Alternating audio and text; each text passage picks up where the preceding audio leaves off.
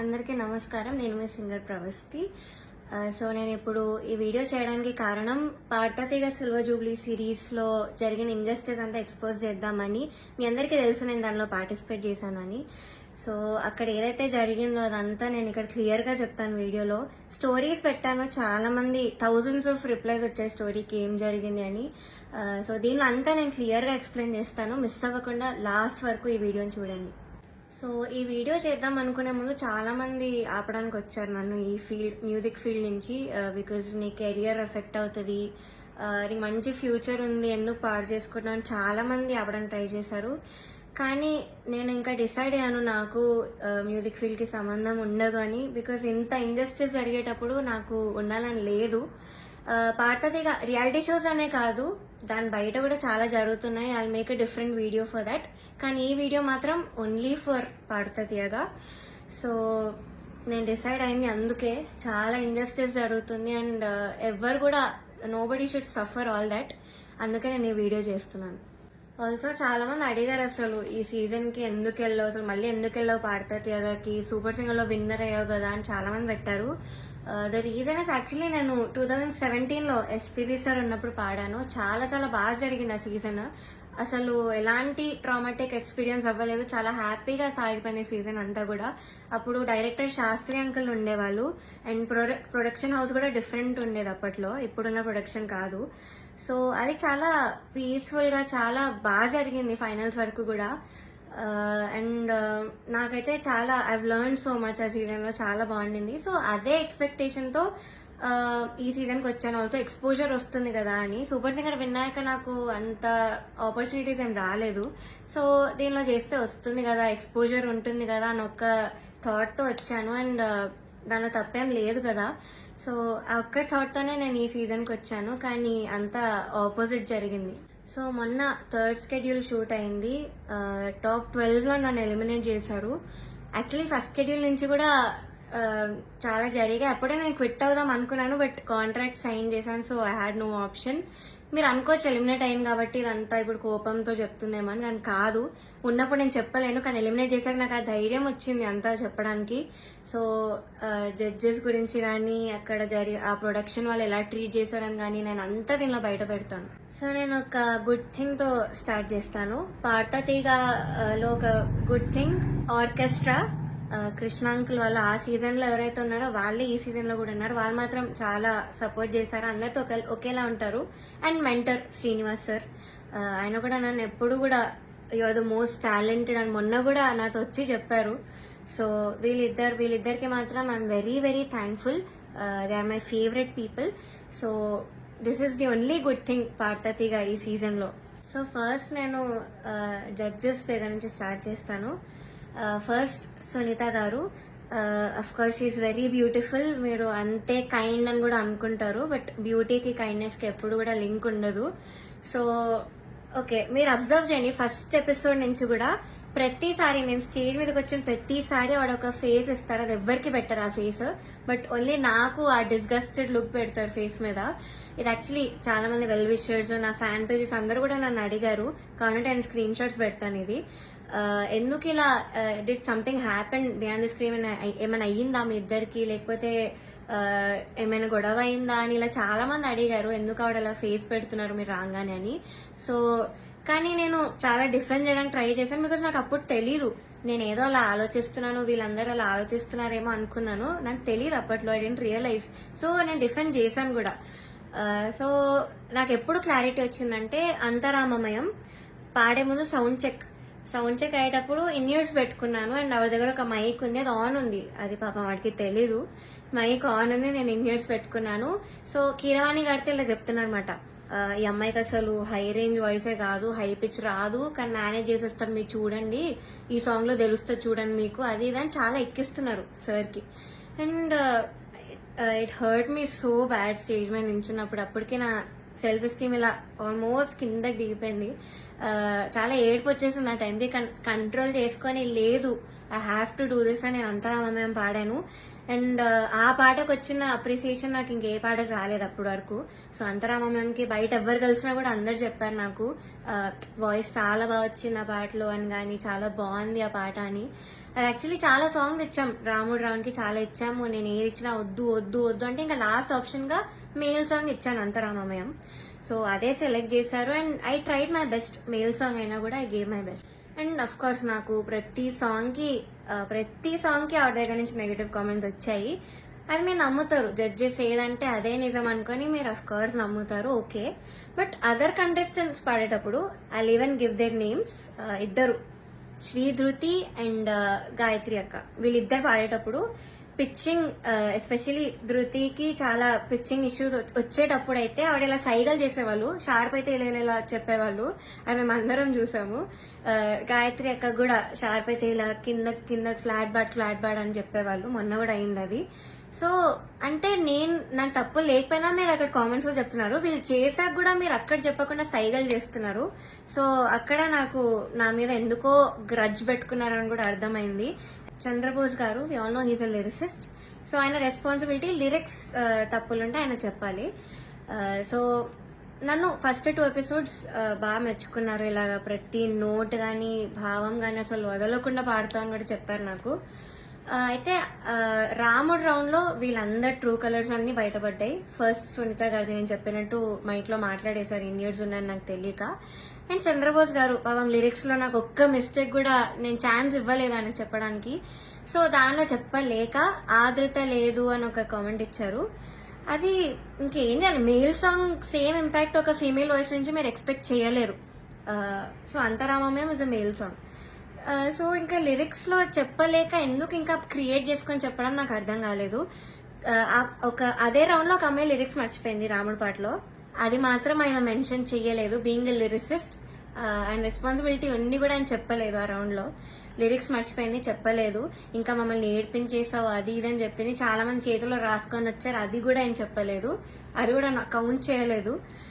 కానీ నాకు మాత్రం లేని నెగిటివ్ పాయింట్స్ అన్ని, ఆయనకు అవసరం లేని నెగిటివ్ పాయింట్స్ అన్ని కూడా చెప్పారు. లిరిక్స్ లో మాత్రం నేను ఇప్పటివరకు ఆయనకు ఒక్క ఛాన్స్ కూడా ఇవ్వలేదు సాంగ్స్ లో. I never made a mistake lyrics point of view అయితే అస్సలు చేయలేదు. మీరే చూడండి, మీకే అర్థమవుతుంది. సో ఇది కూడా మీకు న్యాయం అనిపిస్తుందా? కీరవాణి సార్ గురించి మాట్లాడదాం. అఫ్ కోర్స్ నాకు చాలా హేట్ వస్తుంది దీనికి మాత్రం, and I'm ready for it because I don't care. Personally నాకైతే నెగటివ్ కామెంట్స్ రాలేదు ఆయన దగ్గర నుంచి. బట్ సెట్ లో ఎలా మాట్లాడతారు, అసలు ఏం చెప్తారు అనేది నేను ఇక్కడ చెప్తాను. పాయింట్ నెంబర్ 1, మెలోడీస్ పాడిన వాళ్ళకి మాత్రం వాళ్ళు ఎలా పాడినా కూడా నేను ఆటోమేటిక్ గా మంచి స్కోర్ తీస్తాను అని ఆయన నోట్తో ఆయనే చెప్పారు. So he's very bias towards melody songs and his compositions. ఎలా పాడినా కూడా మార్క్స్ వేసేస్తారు. అయినే కాదు, అక్కడ ఉన్న సునీత గారు, చంద్రబోస్ సార్ కూడా, వీళ్ళందరూ కూడా అంతే. వాళ్ళ సాంగ్స్ పాడితే మాత్రం స్కోర్స్ ఆటోమేటిక్ గా మంచిగా వచ్చేసాయి. సో ఇది point number 1.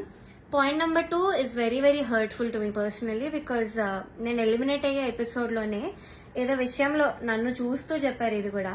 So the thing is, నేను మీ అందరికీ తెలుసు సూపర్ సింగర్ లో నా ఫైనాన్షియల్ సిచ్యువేషన్ గురించి కానీ అంతా బయట పెట్టాను. సో దానివల్ల నేను కొన్ని వెడ్డింగ్ షోస్ అలాంటివి చేయాల్సి వచ్చింది. సో ఈ పాయింట్ మీద సార్ మాట్లాడారు. ఏమన్నారంటే అసలు వెడ్డింగ్ షోస్ చేసేవాళ్ళు నా దృష్టిలో సింగర్సే కాదు, నాకు చాలా అసహ్యం, it's like you're disrespecting music అని మాట అన్నారు. చాలా చాలా బాగా అనిపించింది. అదేంటి అంత స్టేజ్ లో ఉన్నాయని ఇలా మాట్లాడారేంటి అని. సో ఇదొకటి, నన్ను చూస్తూ మాట్లాడారు ఇంకా. So it was very hurtful. Point number 3, so third వచ్చిన వాళ్ళకి ఆయన 1 lakh ఇస్తా అని చెప్పారు. 4th ప్రైజ్ వాళ్ళకి మూవీలో సాంగ్, అండ్ 5th ప్రైజ్ వాళ్ళకి ఆయన గ్రూప్ లో చేర్చుకుంటామని చెప్పారు సార్. సో ఇది ఎలా చెప్పారంటే, 5th ప్రైజ్ వచ్చిన వాళ్ళకి నా దగ్గరకి కొంతమంది రోజు వచ్చి చాకరీ చేస్తూ ఉంటారు, వాళ్ళ ట్రూప్ లో జాయిన్ చేసుకుంటా అని చెప్పారు. ఇలా చాకరీ అనే వర్డ్ వాడారు. అంటే ఇది డిస్రెస్పెక్ట్ఫుల్ కాదా? So this was very very bad. అంటే అలా అనకూడదు, సింగర్స్ ఇలా చాకరీ చేసిపోతారు, నన్ను మిమ్మల్ని కూడా జాయిన్ చేసుకుంటారని ఇలా అన్నారు. సో మీకు ఎలా అనిపిస్తుందో ఇంకా మీరు ఆలోచించండి ఒకసారి. డైరెక్టర్ జ్ఞాపిక ప్రొడక్షన్స్ వాళ్ళ అనిల్ గారు అండ్ హిజ్ వైఫ్, వీళ్ళే మెయిన్ అక్కడ అంతా కంట్రోల్ చేసేది, అంతా వెనకాలంతా చేసేది వీళ్ళే. సో ఫస్ట్ పాయింట్ వచ్చేసి సాంగ్ సెలెక్షన్. ఫస్ట్ నేను మీకు చెప్పినట్టు జడ్జెస్ అక్కడ బయాస్డ్. సో కిరాణి సార్ ఏమో మెలడీస్ వాడితే వేసేయడం, ఆయన కంపోజిషన్స్ వాడితే వేసేయడం, చంద్రబోస్ సార్ కూడా అంతే, సునీత గారు కూడా అంతే సేమ్. సో ఇలా తెలిసేసరికి ఒక కంటెస్టెంట్ కి మాత్రం ఓన్లీ వాళ్ళ సాంగ్ దే ఇచ్చారు, మోస్ట్లీ వాళ్ళ సాంగ్ దే ఇచ్చారు ప్రతి రౌండ్ లో. ఇంకో కంటెస్టెంట్ కి ఏమో నీకేం వచ్చో చెప్పు ఆ సాంగ్ ఇచ్చేస్తామని చెప్పి ఇలా ఇచ్చారు ఒక కంటెస్టెంట్ కి. సెకండ్ పాయింట్, ఆ కంటెస్టెంట్ ఒక రోజు రాలేదు అనేసరికి అంతా షఫుల్ చేసేసి ఎపిసోడ్స్ అని ఏదేదో చేశారు. అండ్ అలాంటప్పుడు ఇంకెందుకు ఆడిషన్స్ పెట్టి అందరినీ తీసుకొని, ఎందుకు అసలు పార్వతి అంతమంది తీసుకొని ఒక్క అమ్మాయితో చేయొచ్చు కదా సిల్వర్ జూబ్లీ సిరీస్ అని. సో అదొకటి. థర్డ్ పాయింట్ వచ్చేసి ఫ్యూచర్ లో ఒక ఎలిమినేషన్ జరుగుతుంది నాకంటే ముందు, అని మీరు చూస్తారు ముందు ఎపిసోడ్స్ లో. అయితే ఇది చాలా కామెడీగా అంటుంది మీకు, మీరు నమ్మలేరు కూడా. ఇద్దరిని తీశారు, ఒక అమ్మాయిని ఒక అబ్బాయిని. అయితే కరెక్ట్ షూట్ ఇంకో 2 days లో ఉందనగా వాళ్ళకి సాంగ్స్ మార్చేశారు, ఆ ఇద్దరికే సాంగ్స్ మార్చారు with a very funny reason. Keeravani sir కి రాగం నచ్చదు అని, శివరంజని అనే రాగం నచ్చదు అని వీళ్ళిద్దరిని తీస్తారు. కామెడీ ఏంటంటే అదే రాగంతో ముందు స్కెడ్యూల్ ఒక అబ్బాయి పాడాడు, అబ్బాయికి బాగానే మార్క్స్ వచ్చాయి. అదే స్కెడ్యూల్ లో ఇంకొక అబ్బాయి కూడా పాడాడు, అబ్బాయి కూడా బాగానే మెచ్చుకున్నారు, మంచి కామెంట్స్ వచ్చి అన్ని వచ్చాయి. బట్ వీళ్ళిద్దరికి మాత్రమే సాంగ్స్ మార్చేశారు. అయినా కూడా దీస్ టూ పాపం ఆ టైంకి నేర్చుకొని I think they did very well మార్చినా కూడా.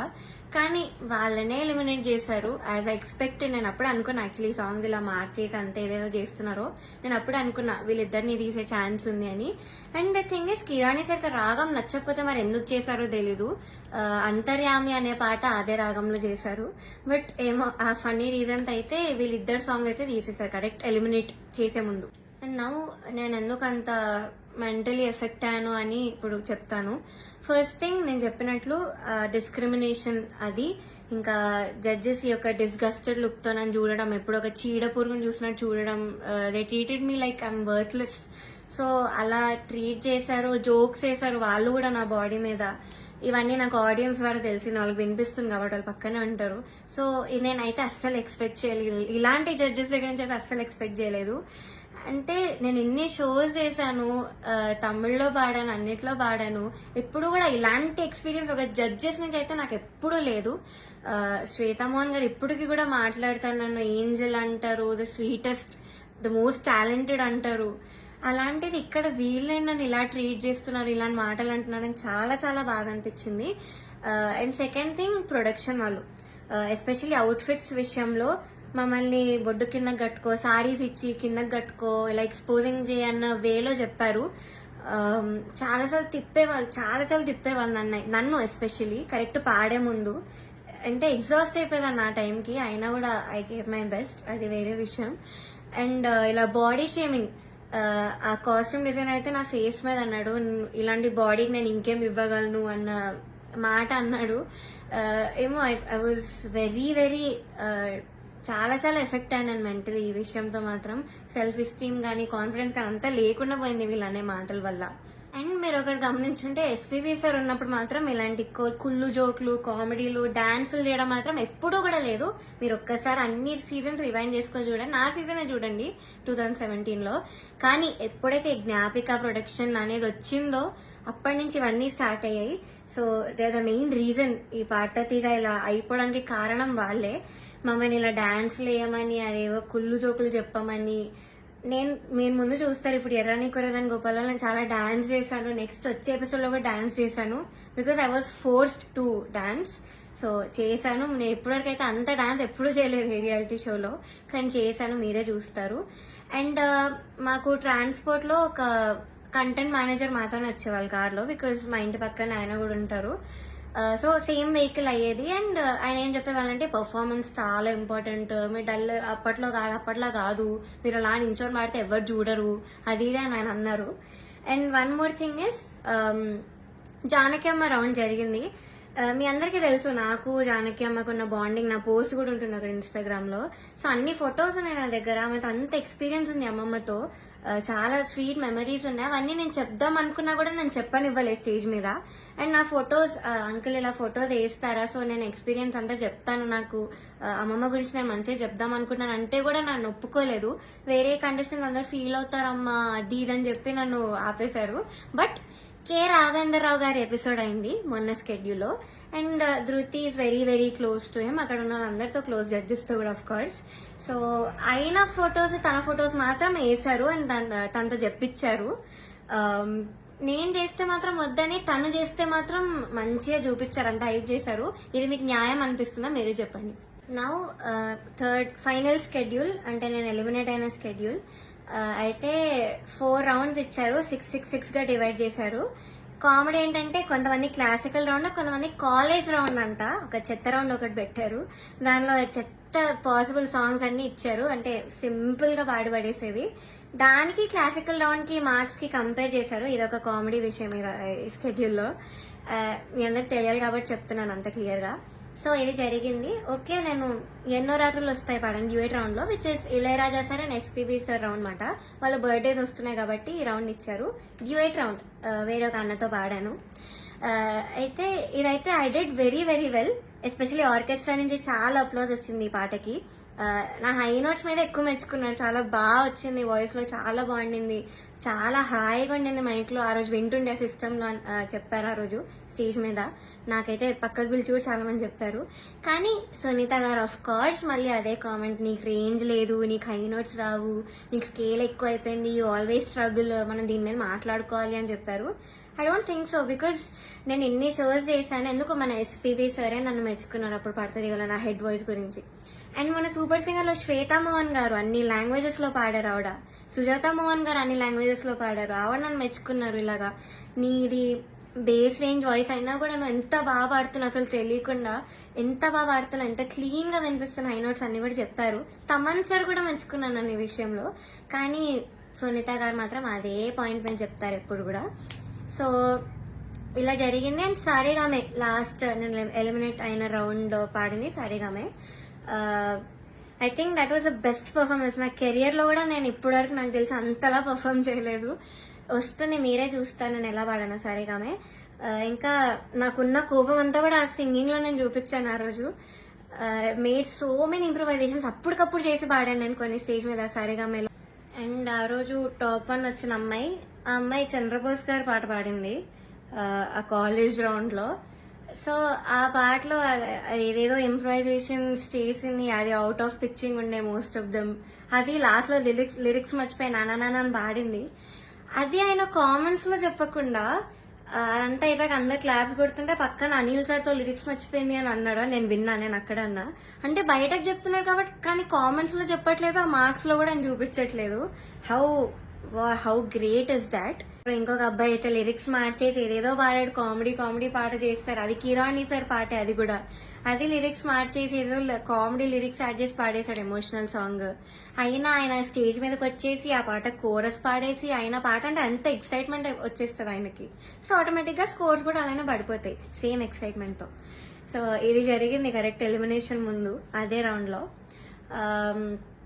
ఇంకా ఎలిమినేషన్ రౌండ్ వచ్చేసరికి ఫస్ట్ చంద్రబోస్ గారు లేచి వెళ్ళిపోయారు.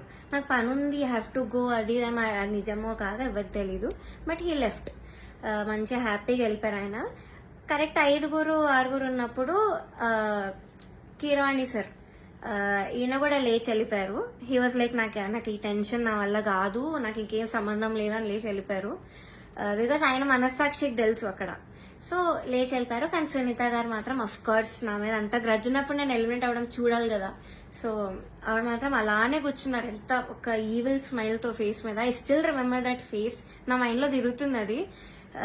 నేను మాత్రం ఏడుపు కంట్రోల్ చేసుకుంటున్నా. కంట్రోలింగ్ లేదు, ఐ షుడెంట్ క్రై. నన్ను ఇంత టార్చర్ పెట్టారు, నేను ధైర్యంగా బయట పెట్టాలి, దానికి నేను ఏడవకూడదు, నేను మంచిగా ఎలిమినేట్ అవ్వాలి హ్యాపీగా అనుకున్నాను. సో నేను మాత్రం మంచి స్మైల్ పెట్టుకొని నించున్నా. అయితే లాస్ట్ ముగ్గురు ఉన్నాం లాస్ట్ కి. ఒకరు సేవ్ అయ్యారు, నేను ఇంకా ఇంకొక అన్న ఎలిమినేట్ అయిపోయాము, ఇద్దరం ఎలిమినేట్ అయ్యాము. అయ్యాక నాకు కొంచెం ఐ వాట్ ఎమోషనల్ గా, అయినా కంట్రోల్ చేసుకుని వెంటనే ఐ గేవ్ అ స్మైల్. అయితే my mother she saw all of these కదా. సో ముందు నుంచి తట్టుకుంటూ వస్తున్నాం, ఇంకా తన వల్ల కాలేదు. సో మా మదర్ స్టేజ్ మీదకి వచ్చి నన్ను తీసుకెళ్ళిపోవడానికి ట్రై చేశారు అక్కడి నుంచి. ఆ ట్రాఫీ ఇవేం తీసుకోకు, వద్దు వెళ్ళిపోదామని. సో అదే ఎమోషనల్ మైండ్ సెట్ తో సునీత గారి దగ్గరికి వెళ్ళి ఎందుకు ఇంత అన్యాయం చేశారు అని ఇలానే అనింది మా మదర్. బట్ సునీత గారు ఆవిడ రిప్లై మాత్రం, నువ్వు వెళ్ళి ఇక్కడ ముందు ఇక్కడి నుంచి దయచేయి అనింది. ముందు ఇక్కడ నుంచి బయటకు వెళ్ళిపో అన్న వేలో ఆవిడ మాట్లాడారు. ఇలానే నువ్వు అన్నారు, which was very very cheap. అసలు ఎవరు ఎక్స్పెక్ట్ చేయరు అలాంటి జడ్జ్ నుంచి ఇలాంటి మాటలు వస్తాయని. నేను కూడా ఎలిమినేట్ అయిన షోస్ కూడా ఉన్నాయి. నేను తమిళ్లో బాగా ఎలిమినేట్ అయ్యాను టాప్ 5 లో, హాఫ్ మార్క్లో ఎలిమినేట్ అయ్యాయి. అది కూడా అప్పుడు మేమేమి ఇలా ఎమోషనల్ అయిపోయి ఏం చేయలేదు, బికాస్ ఆ జడ్జెస్ అంత బాగా మాట్లాడారు కాబట్టి మాతో. చిత్రామ్మ ఎంత బాగా మాట్లాడతారు, ఇప్పుడు కూడా ఎంత బాగా ట్రీట్ చేస్తారు. ఆవిడ కాల్ చేసి కూడా మాట్లాడాను నేను ఎలిమినేట్ అయ్యాక. మమ్మీతో మాట్లాడారు, మనో సార్ కాల్ చేశారు, మాల్గుడి సుబ్బమ్మ మాట్లాడారు. అలా మాట్లాడతారు కానీ నువ్వు ఇక్కడ నుంచి వెళ్ళిపో, దయచేయి ఇక్కడ నుంచి దయచేయి అని అలా చెప్పారు ఆవిడ. అలాంటి వాళ్ళని మీరు ఇక్కడ ఎంత హైప్ చేసి పైన పెడతారో ఐ డోంట్ అండర్స్టాండ్ వై. ఇప్పటికైనా మీకు అర్థం కావాలి వాళ్ళ గురించి. కానీ ఎందుకో మీ మైండ్ సెట్కి ఎక్కదు. నాకు డౌటే, నేను చెప్పేది కూడా మీకు ఎక్కుతుందో లేదో. కానీ నేనైతే అంత ధైర్యంగా బయట పెట్టాను, బికాజ్ నేను ఈ కెరియర్ వదిలేద్దామని డెసిషన్కి వచ్చాక నేను ఇవన్నీ బయట పెడుతున్నాను. బికాజ్ నాకు ఇంకా రావు ఆపర్చునిటీస్, ఎందుకంటే పెద్ద పెద్ద నేమ్స్ తీసుకున్నాను, వీళ్ళందరూ మేము చెప్పాను కాబట్టి నాకు ఇంకా ఉండదు. ఈ మ్యూజిక్ లో నాకు ఇంకా ఎలాంటి ఛాన్స్ అనేది రాదు. నేను అలా డిసైడ్ అయ్యే ఇవన్నీ పెట్టాను. ఈ వీడియో చేయడానికి మెయిన్ రీజన్ వచ్చేసి మీరు ఇదంతా చూసి ఇప్పటికైనా రియలైజ్ అయ్యి ఇలాంటి ఫ్రాడ్ షోస్ అన్ని కూడా చూడడం మానేసి, ఆ స్పాన్సర్స్ కూడా స్పాన్సర్ చేయడం మానేసి బ్యాన్ చేస్తారని ఒక హోప్ తో నేను చేశాను ఈ వీడియో. అండ్ నాలా చాలా మంది సఫర్ అయిన వాళ్ళు ఉన్నారు, కానీ ధైర్యం లేక కెరియర్ గురించి ఆలోచించి చాలా మంది మాట్లాడకుండా ఆగిపోయారు. నేను మాత్రం కెరియర్ వదిలేస్తున్నాను కాబట్టి ఇదంతా చెప్తున్నాను కెమెరా ముందు ధైర్యంగా. సో జడ్జెస్, మీరు ఆ సీట్ లో కూర్చున్నప్పుడు మీకు ఒక రెస్పాన్సిబిలిటీ ఉంది, జస్టిస్ చేసే ఒక రెస్పాన్సిబిలిటీ. కానీ మీరు అది చేయకుండా మీ ఇష్టం వచ్చిన వాళ్ళని తెచ్చి మా అమ్మాయివే నువ్వు, నేను బుడతల బ్యాచ్ నుంచి నువ్వు అప్పటి నుంచి చూస్తున్నాను అది ఇది అని చెప్పి ఇవన్నీ చేసి మీరు సరస్వతి అమ్మవారిని అవమానం చేస్తున్నట్టు, మీరు షేమ్ చేస్తున్నట్టు, ఇన్సల్ట్ చేస్తున్నట్టు సరస్వతీదేవిని. సో మీరు ఇలా చేసే పని అయితే ప్లీజ్ డోంట్ సీట్ లో కూర్చోకండి. ఇంకా చిత్రమ్మ, ఎస్పీ శైలజమ్మ, మనో గారు వీళ్ళు ఉంటే ఎంత బాగుంటుంది ఒక ఆ ప్లేస్ లో, ఎంత బాగుంటుంది ఆ జడ్జ్మెంట్. సో అది మాత్రం చేయకండి, because what all you doing is injustice. మాలాంటి లైఫ్ తో ఆడుకుంటున్నారు. ఇలా మాకేం పవర్ లేదు, మనీ లేదు, we can buy anybody bribes ఇచ్చి గిఫ్ట్స్ ఇచ్చి మేము అవేం చెయ్యలేము. నాకు అందుకే ఆపర్చునిటీస్ కూడా రాలేదు. వచ్చినవి కూడా ఇలాంటి కొన్ని క్యారెక్టర్స్ మధ్యలో వచ్చి లాగేసుకున్నారు అన్ని ఆపర్చునిటీస్. సో దయచేసి ఇలా ఒక లైఫ్ తో ఆడుకోకండి. మీకు అంత ఇన్జస్టిస్ చేయాలంటే అలా కూర్చోకండి, అసలు జడ్జెస్ సీట్ లోనే కూర్చోకండి. వాళ్ళు వేరే వాళ్ళని పెట్టుకుంటారు, ఇలా చిత్రామ్మ ఇలాంటి వాళ్ళని ఏదో ఒకటి చేసి పెట్టుకుంటారు. That is the right thing to do. So ఇప్పుడు నేను పెద్ద పెద్ద పేర్లను పాయింట్అవుట్ చేశాను, అంతా ఎక్స్పోజ్ చేశాను, ప్రొడక్షన్ ఎక్స్పోజ్ చేశాను. So I know I'm in danger. ఆడియన్స్కి ఏం తెలియాలంటే నాకు ఏమైనా అయినా, మా ఫ్యామిలీకి ఏమైనా అయినా, లేకపోతే మేము ఏమైనా చేసుకున్నా, సునీత గారు, చంద్రబోస్ గారు, కీరవాణి గారు, Gnapika productions Anil sir is responsible for all of this. Hit TV app, ఇందులో short news, live news, entertainment shows, movies, digital magazines తో పాటు మీ జిల్లా వార్తలను కూడా ఫ్రీగా చూడొచ్చు.